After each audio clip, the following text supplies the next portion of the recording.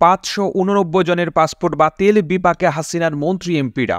শেখ হাসিনার সরকারের সাবেক মন্ত্রী এমপি ও তাদের পরিবারের সদস্যদের নামে ইস্যু করা বিশেষ প্রাধিকারভুক্ত লাল পাসপোর্ট বাতিল এবং সংরক্ষিত ব্যক্তিগত তথ্য ডেটা জব্দ করা হয়েছে। এছাড়া বাতিল পাসপোর্ট ব্যবহার করে তারা যাতে বাংলাদেশ ত্যাগ বা তৃতীয় কোনো দেশ ভ্রমণ করতে না পারেন সেই বিষয়ে কঠোর নজরদারির নির্দেশ দিয়েছে স্বরাষ্ট্র মন্ত্রণালয়। সাবেক মন্ত্রী এমপি ও তাদের পরিবারের সদস্য মিলিয়ে এই পর্যন্ত ৫৮৯ জনের পাসপোর্ট বাতিল করা হয়েছে। সংশ্লিষ্টরা বলছেন, এই পদক্ষেপের ফলে শেখ হাসিনা সহ ইতোমধ্যে যারা সীমান্ত অতিক্রম করতে সক্ষম হয়েছেন তাদের পক্ষে বিদেশের মাটিতে নির্বিঘ্নে চলাচল করা কঠিন হয়ে পড়বে। এছাড়া হাতে বৈধ পাসপোর্ট বা স্বীকৃত ভ্রমণ দলিল না থাকায় বন্ধ হবে রাজনৈতিক আশ্রয়ের পথ। সূত্র জানায়, সরকার পতনের পরপরই হাসিনার মন্ত্রী এমপি ছাড়াও ১৪ দলীয় জোট নেতাদের পাসপোর্টও বাতিল করা হয়েছে।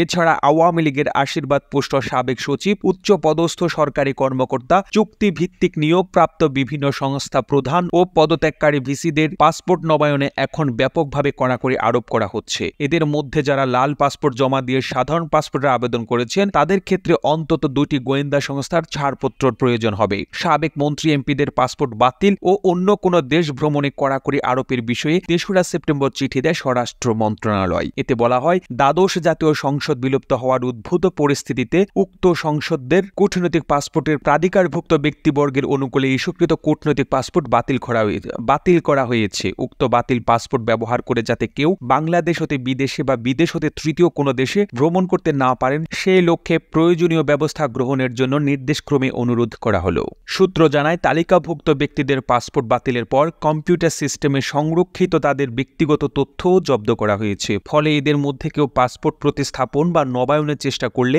আবেদন স্বয়ংক্রিয়ভাবে প্রত্যাখ্যান হচ্ছে।